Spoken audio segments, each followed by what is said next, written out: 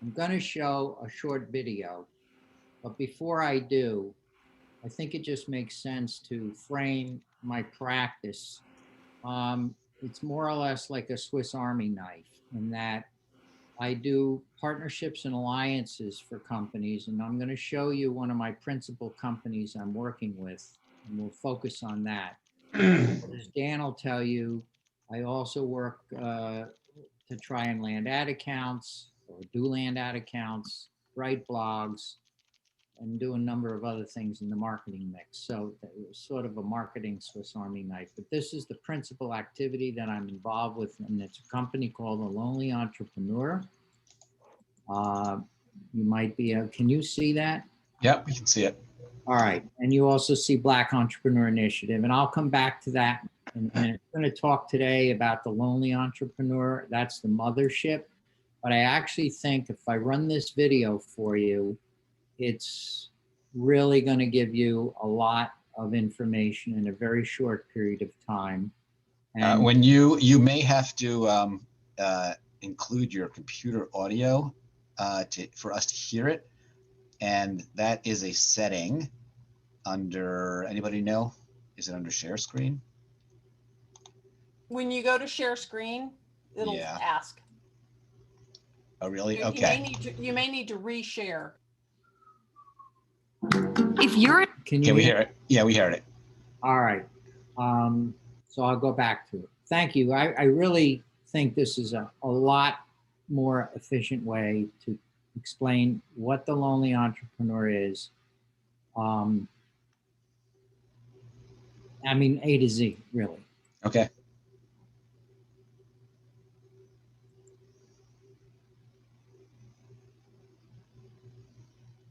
If you're an entrepreneur, you know running a business is a lot like traveling in a strange land.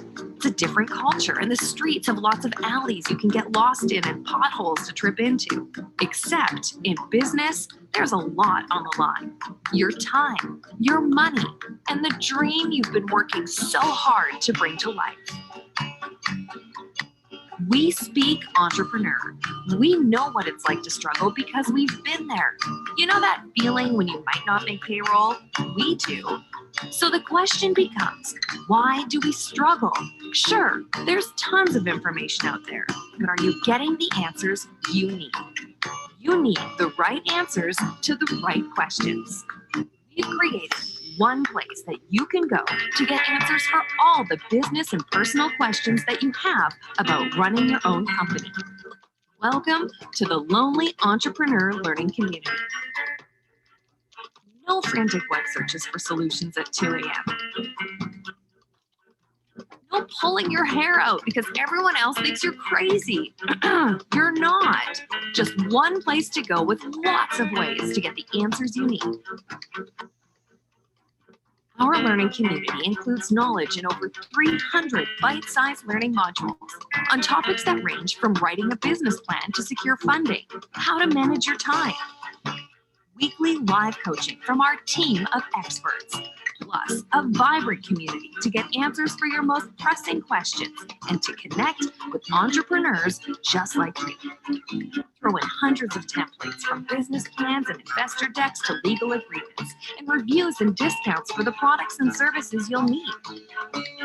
And what you have is the ultimate guide to make sure you're embarking on the adventure of owning your own business with all the support and tools you could possibly need to succeed.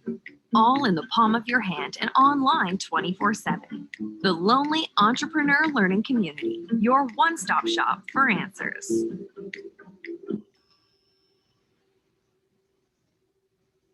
So there you go. Hold on a second because the next one I have to stop here. Yep. There's an awful lot of things to do. Cancel. Yeah, Sam. Cool. Hey, this is Michael Dermer from The Lonely Entrepreneur. Okay. So Michael Dermer, where you got a moment of him, he's the founder of this company, The Lonely Entrepreneur. And basically it comes down to this. What attracted me to this business was that I've been an entrepreneur as also an intrapreneur and worked a few turnarounds in my career. And about, I'd say 8 months ago, he came to me and he asked me to help him out with partnerships. The George Floyd inflection occurred a little later on Memorial Day, that horrible day when he was murdered. And so we started something called the Black Entrepreneur Initiative. I'm going to go back to the Lonely Entrepreneur, but you can see what we've done here is to, and we can do this for all kinds of audiences. We have Latinx, Asian, women. So we take the core program of the Lonely Entrepreneur and we can adapt it to different audiences based on specific needs that they have that might be special challenges that, for example, Black entrepreneurs face: access to capital, pattern bias, etc. And also a lack of knowledge about how important entrepreneurship has been in their community. With the Lonely Entrepreneur, I think you saw a short taste of this. These are basically learning modules uh, that are covering topics A to Z about what it is to be an entrepreneur. This is not intended to be a course. This is like, I don't know if any of you have ever taken SCORE courses. I did. There's a program in New York State called Self-Employment Assistance Program where they pay you unemployment if you are also go through a process of building a business, some entrepreneur steps, entrepreneur learning, and that's a very interesting program as a sidebar in case anybody didn't know about it. But with the Lonely Entrepreneur, let's say you want to generate revenue, you can see these kind of modules in here, and every one of them is bite-sized. Some of them are smaller than others. They go into information that have usually an interactive component, a video. This happens to be the challenge. You can go through all kinds of selling questions, and this is meant to be, I guess you'd call it a sidekick for the entrepreneur. So, for example, this is not a course. It's intended to be a resource, an ongoing resource for the entrepreneur through their journey. The other thing, and I have to, I guess because I have so many tabs open, I'm going to open up another one to show you that we have an online community, because that's also very important.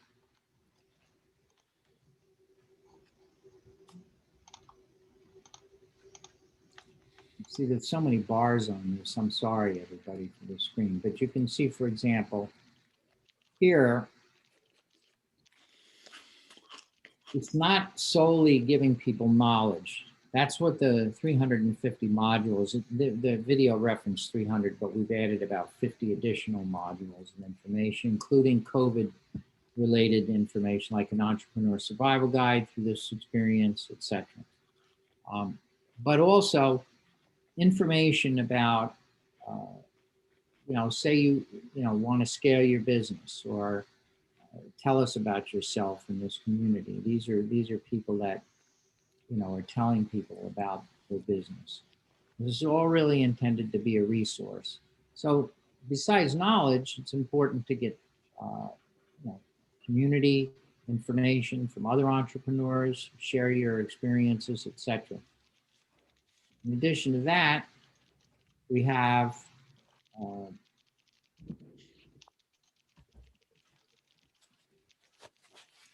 unfortunately, I don't have the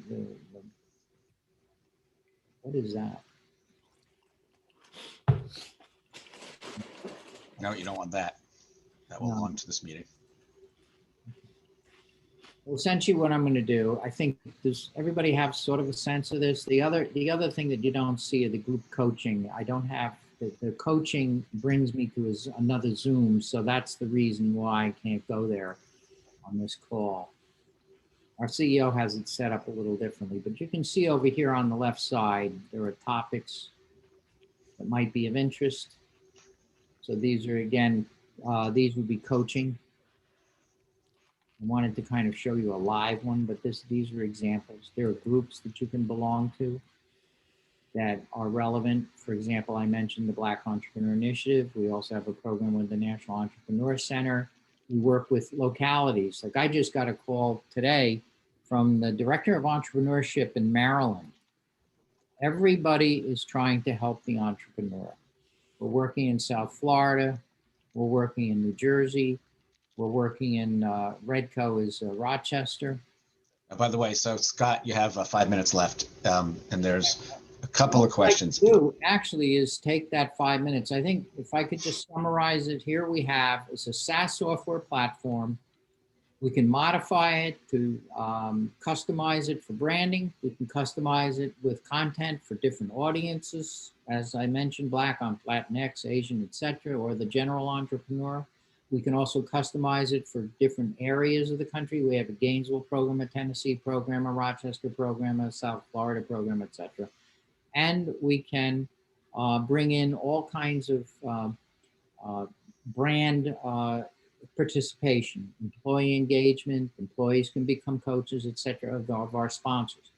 The price of this, if you were an individual to go and access the Lonely Entrepreneur platform, is $99 a month. Our go-to-market strategy is really to have philanthropies, foundations, corporations, academic institutions to support it at a license fee of $100 to $200 a year, not a month, a year, and give away as many of these seat licenses for free as we can. That's the whole object, so that the entrepreneur can get access for free through the graces of Wells Fargo, which we've done a program with, or Milwaukee Bucks. We just did a program for MLK Day, and we just launched on Monday a program with the Charlotte Hornets for Black History Month. So with that, maybe we can just go to some questions. Absolutely. So in the chat, so you answered my question, who is the target audience and how do you go to market?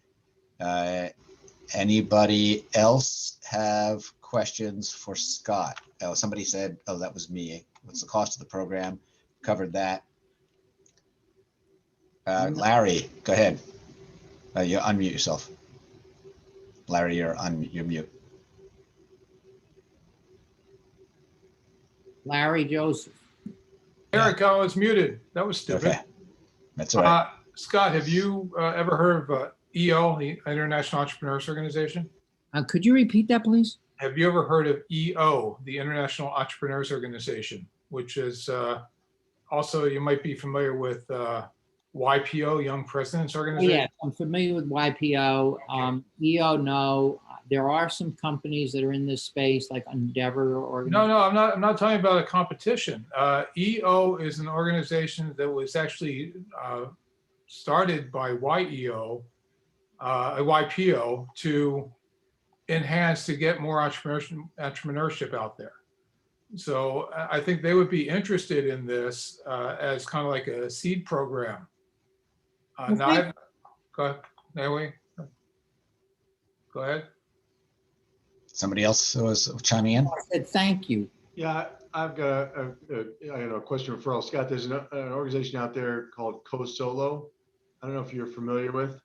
Solo? It's called Co-Solo, COSOLO. The whole idea is we're all entrepreneurs, we're all solo practitioners, but we're all, we're co, right? We're all in it together.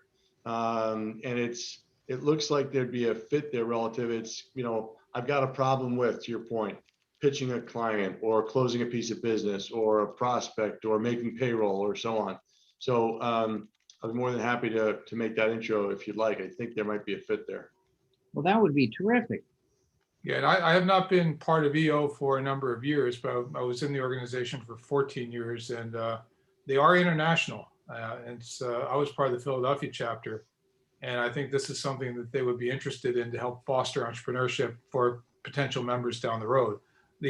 For EO, back when I was a member, your revenue had to be over $1 million, and you had to be the CEO or founder of the company. But we can certainly talk about it offline. So is the sales pitch that you're providing all the content ready to go for somebody, and they can white label it? That's correct. Okay, so do you know the Network for Teaching Entrepreneurship? No? They work with high schoolers. So they're national, and they teach high school students how to become entrepreneurs. They teach them, what a business is, how to create a product, and all of that. I know them. I just don't know how this might benefit them, but I could tell them about it. Angela, I just posted it in the chat, the same thing before, because I was, as you were saying it, Oh, that's funny. because I taught a course for them last year in high school. Yeah, me too. I was a judge in one of their competitions. I'm friendly with the guy who runs Los Angeles. Yeah. And I think that their audience and their donor base would be really good for you, because all these kids, they're it's the community of need, I'm calling it, and it's nationwide, and they're teaching kids how to be entrepreneurs.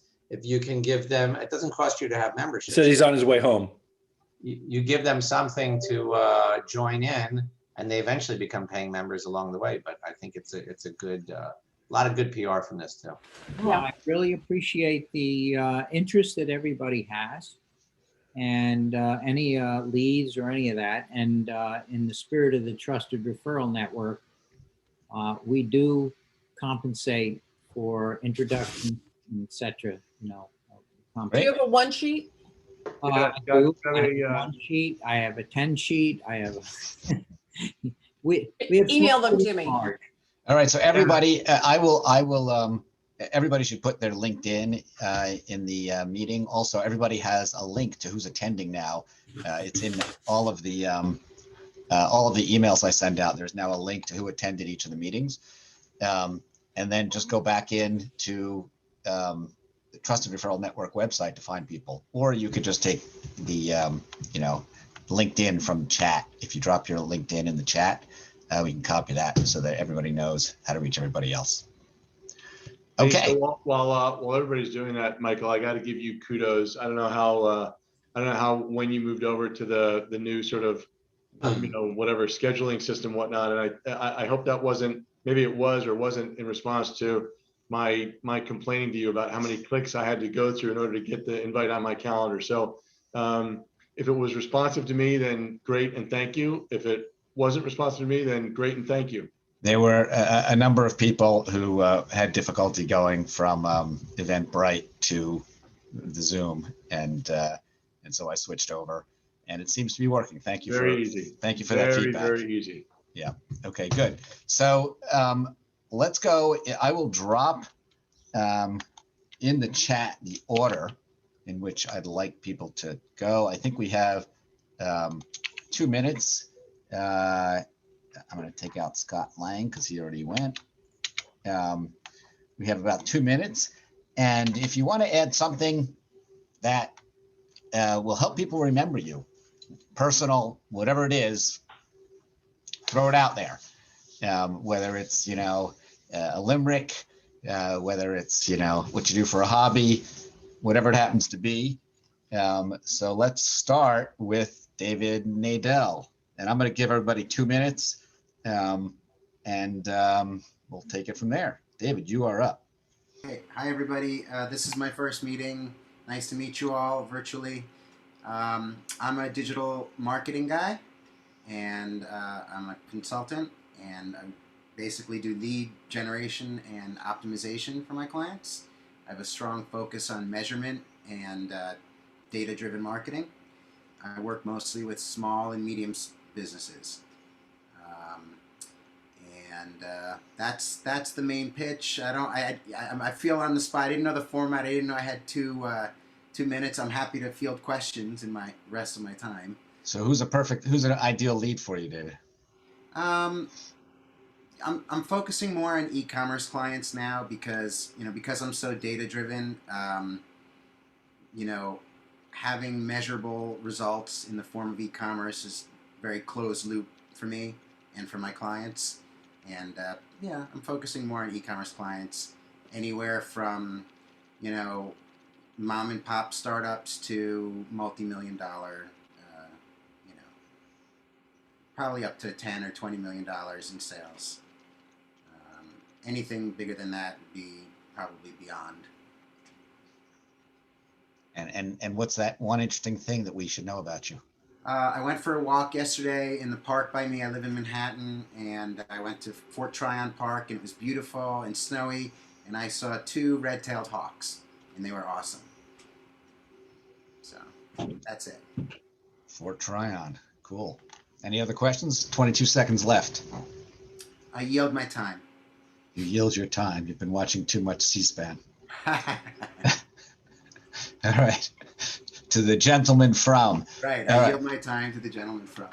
Let's see. Bryce. Bryce, you are up. Thank you, Michael. Always a pleasure to be here. And hello, everybody. So my name is Bryce Wade. I am the Google Cowboy. Yeehaw for riding Google's wave. And basically, what I'll be doing a presentation on in March, I believe. I think it's March 3rd or sometime in March. Is basically we discovered essentially a digital gold rush. And what does that mean? Well, it has to do with Google. So Google makes about $160 billion in 2020, and they get about 70% of that revenue from their PPC ecosystem. Sorry? Oh, sorry. And so this is so what we basically discovered is that there's a lot of waste in that ecosystem, PPC. So we're all digital marketers, right? And most of us understand PPC quite well. And we basically discovered that we can save companies, enterprise level clients that spend a great deal of money, usually about more than $1 million a year, but kind of the minimum is about $100K a year. And we discovered that we can save them a whole bunch of money. And we're actively looking for JV partners or people with connections to enterprise level clients like that. Because this opportunity is basically roughly 10% of that, it's basically a $10 billion opportunity. And because our firm is not big enough, it doesn't have the firepower to go and attack and pursue all of these different companies that would benefit from this. We're looking for partners, and I'm going to be doing a presentation on exactly what this entails and what that looks like in March. So stay tuned for that. But if you want more info, or you think that you have some connections that might benefit from companies saving a bunch of money on their marketing, I know that some of you guys have kind of advanced and the underlying thing there is expensive solutions to companies' issues. So this is actually a really cool way to be like, oh, you don't have enough money? Well, let me find you the money so you can pay me.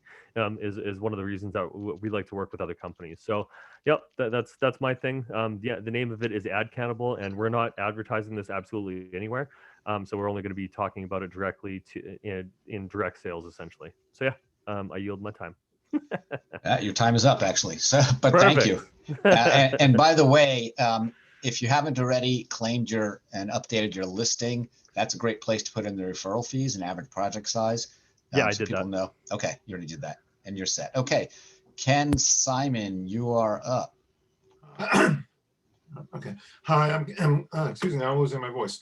Hi, I'm Ken Simon. I do strategic marketing and digital marketing. I mostly do B2B, looking at small and mid-sized businesses. I try to help them with their strategic planning and try to help them identify what markets to go after and what customers to target, and then develop the strategies to go after them. And that could be anywhere from online or offline marketing.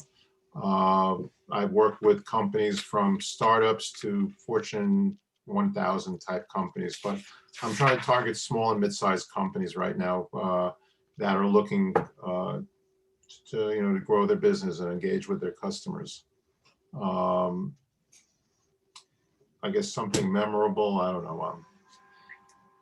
I'm a Sagittarius, since everybody else was a Capricorn or a Pisces or whatever. And you're also in Scotch Plains. I'm in Scotch Plains, and you're in Westfield, so we're neighbors. Right, and Scott Lange spent a few years in his early years. Oh, okay.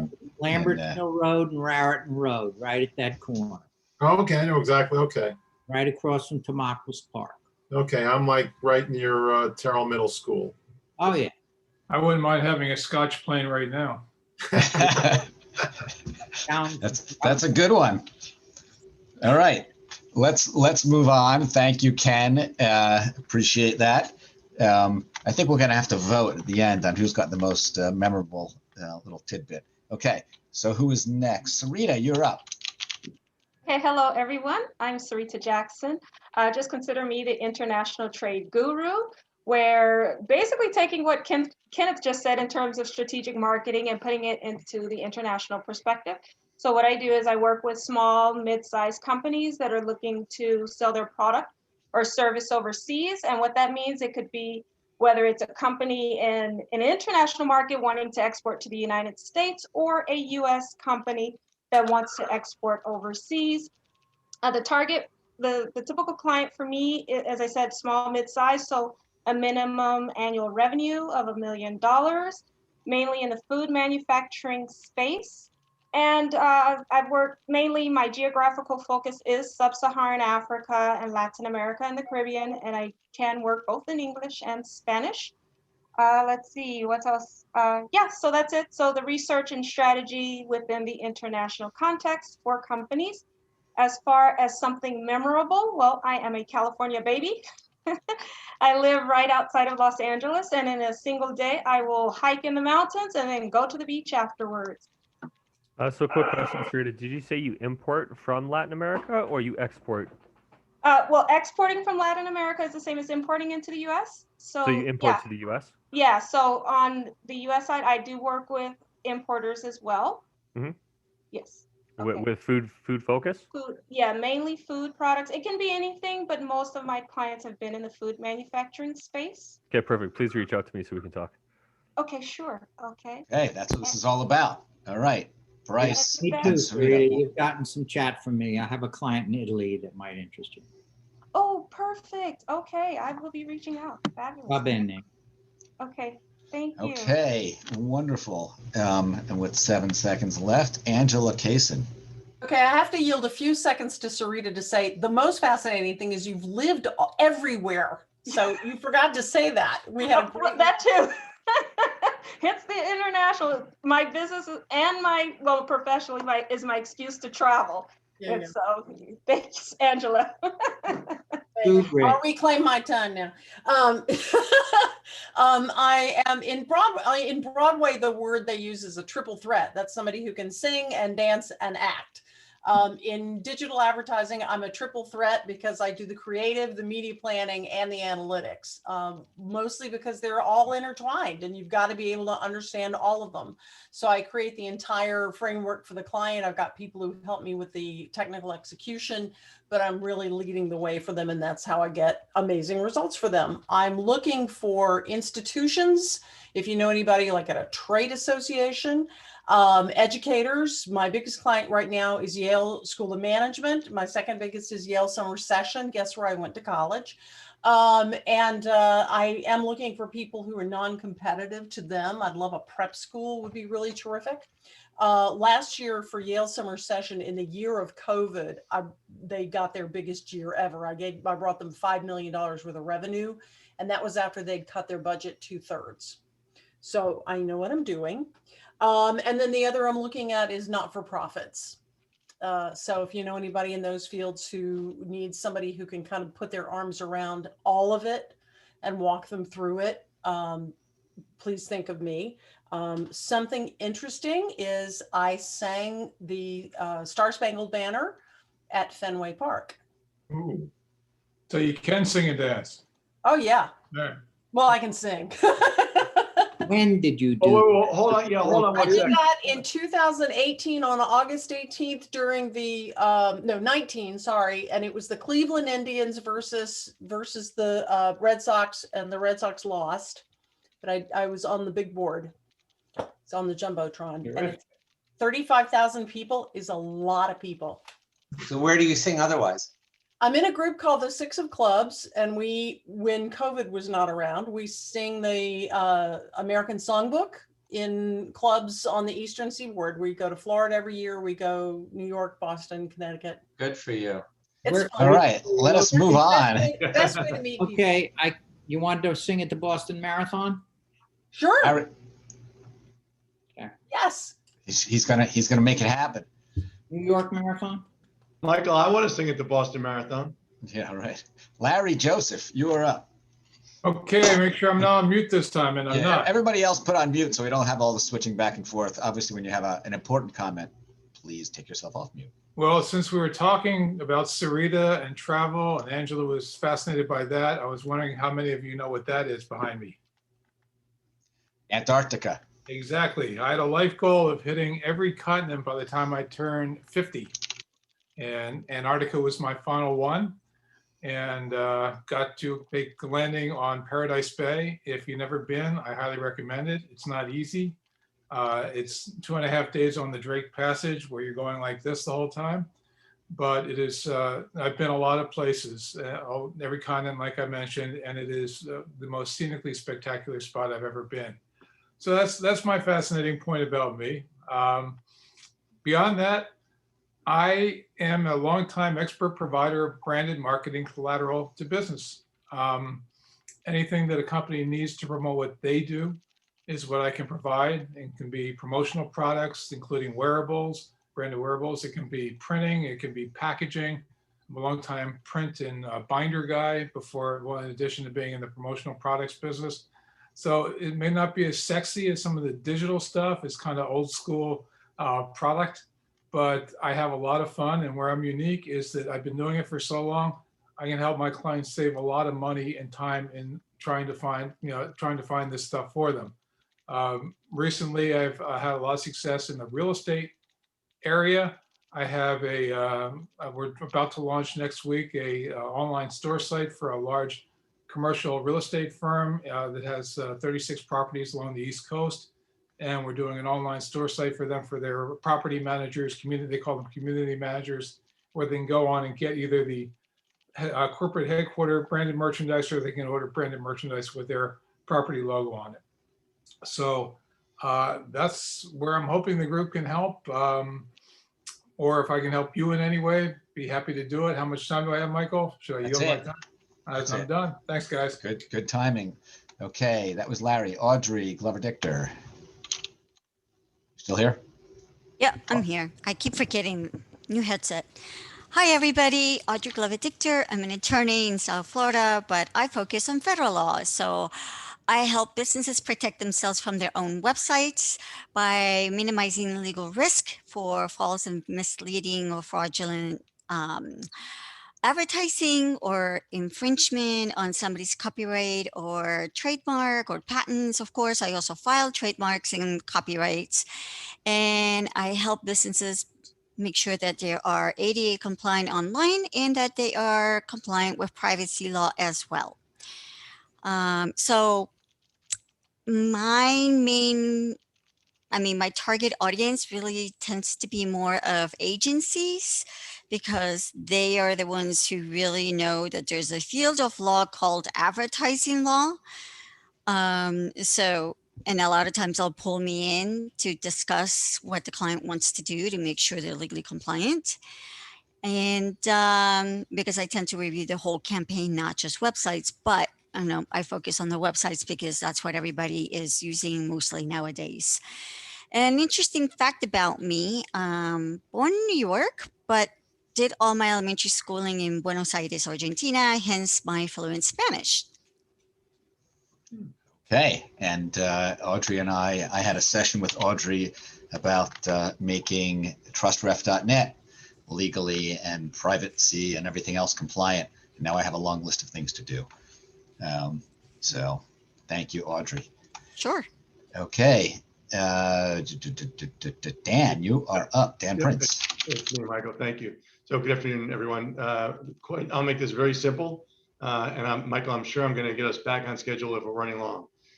Business to business communications. I spent 20 years at big, boring companies, Accenture, Marsh, Deloitte, and Willis. All great companies to have been at, to have in my rearview mirror. The focus is on public relations for small to mid-sized businesses, where I can help them build their brand, grow their awareness and the revenue. I think Angela mentioned metrics. I am passionate about metrics. I especially love seeing bad metrics, because then you know where you can improve. And going for the knockout punch, Michael, I am doing my best to get that door prize. You can change your brand by changing your socks. Oh, a little further back. It's a little blurry. There you go. I don't know if you can see that. Rolling Stones, Happy Socks. Oh, you know what it is? It's your virtual background. Oh, That is blurring it out. Then if I still have time, You have, oh, a few more. You have. there you go. It's all about Oh, yeah. when There when I left the big boring companies and started my own firm, my daughter said, "Okay, Dad, enough with the black socks." She threw them all out and got me a drawer full of happy socks. And if you wanted Cool. branded socks for your company, I sell them. Branded socks. There you go. That's a good thing, Dan. Got to think about that. If your whole thing is like red, orange, and yellow branded socks. It's all about the socks. Happy to help you out. It's all about the socks. My daughter actually wanted that to be my website, but I took a pass on that. David Cutler, are you still here? David Cutler. I don't think so. I think David dropped. David dropped. Okay. He was cut. Yeah, he was cut. Okay. David Cutler cut. Yes. Rachel Saunders. Hi, everybody. Nice to see you all. Rachel Saunders from Amplifier. It's cool to kind of start getting to know you. I've been to enough of these now where I'm recognizing folks and had enough one-on-ones where I know some of you. Amplifier, we are a hybrid consultancy rep firm that work with small to mid-size startups in the ad tech and martech space. We have pretty much something for everybody.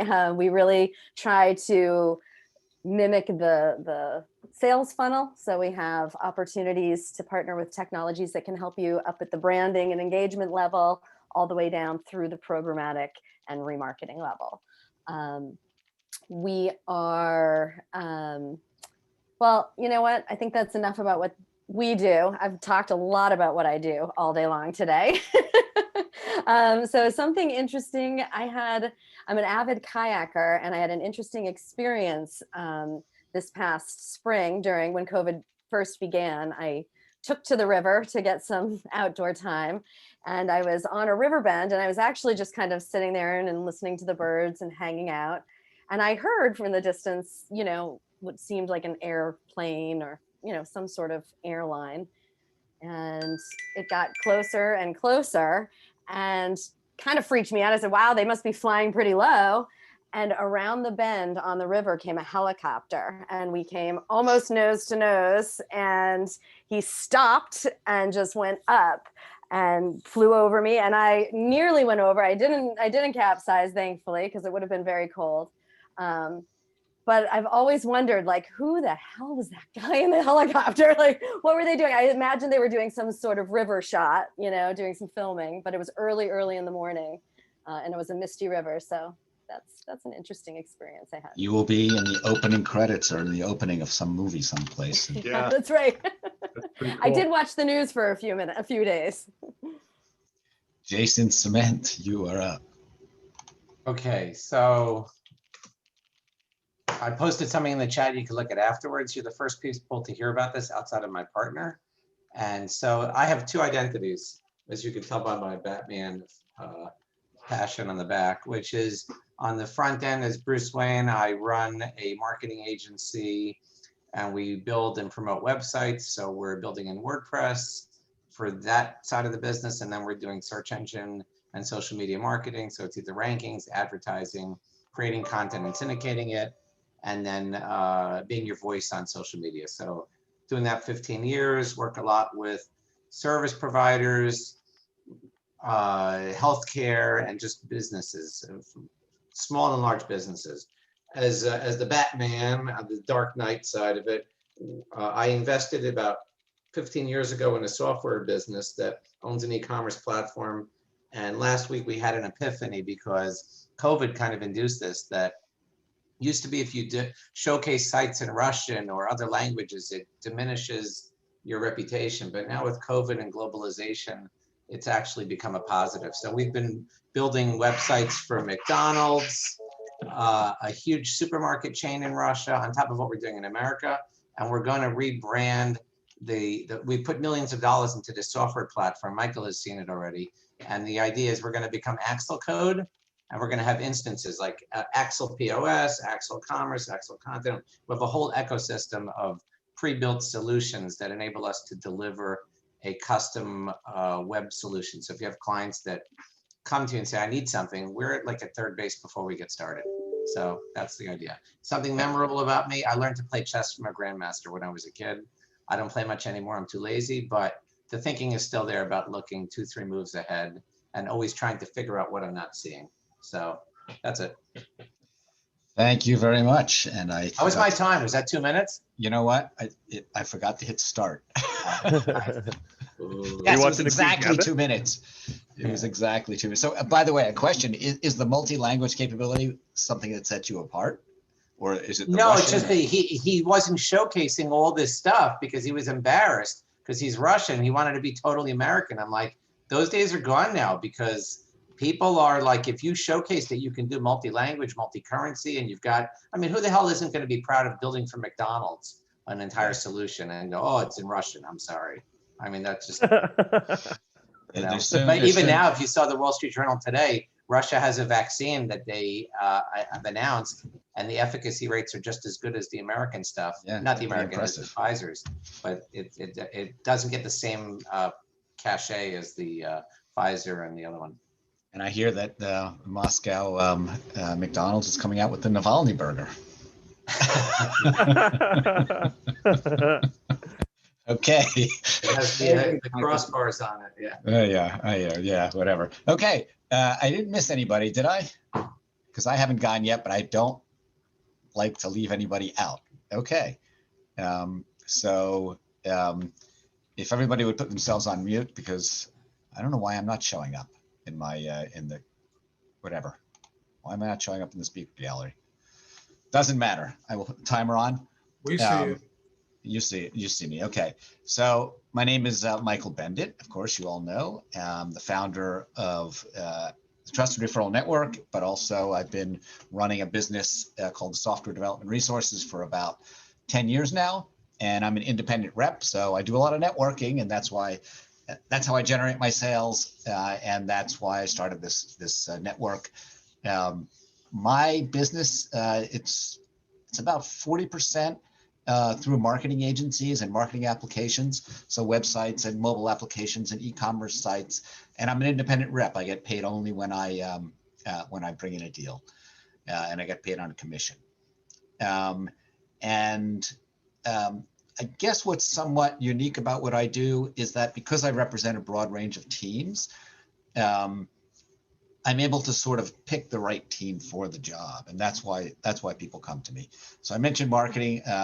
Another 40% is startups. We're oftentimes building an MVP, a minimum viable product for a client. It's their first product, and they may have a brilliant idea, but they don't know where to go to develop it.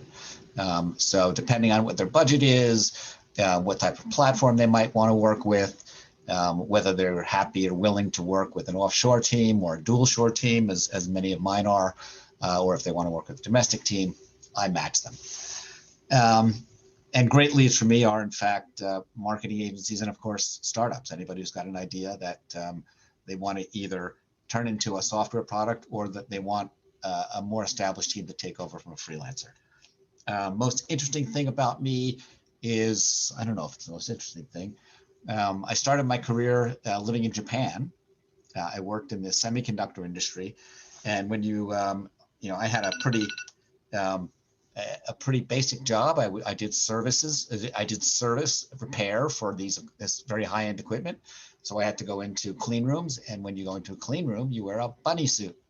So my job, basically a clean room suit. I did not have ears, but everything else made me look like a bunny from the feet covering your shoes right up to the hood. And there were a lot of white bunnies, no tails. No, they didn't put on a tail, but I used that oftentimes for two truths and a lie. My first job required me to wear a bunny suit. So I'm going to go back to gallery view. We do have a bit of time. If anybody has questions about the Trusted Referral Network website, trustref.net, and how to claim their account, claim their listing, reach out to me.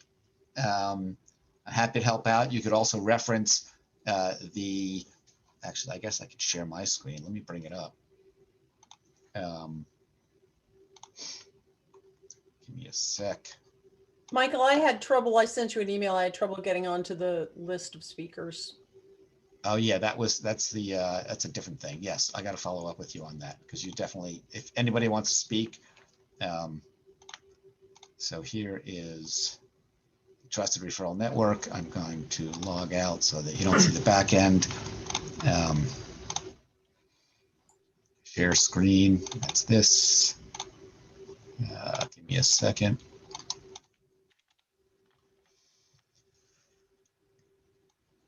So this is it. Of course, you've seen it. And under the help, there's a whole page on how to do an account setup. It's really pretty easy. Everybody here already has a basic account set up, but you want to take control over it by claiming your account. So you have to, click forgot password, etc. And then the other thing you're going to want to do once you've claimed your account is customize your listing. So you have a listing up there, but it doesn't have all the details that you want to put in there. It may have a description of your business, but it may not be the one that you want. I probably pulled it off of your website or of your LinkedIn profile for your company. So grab it and add those details, like how big are you?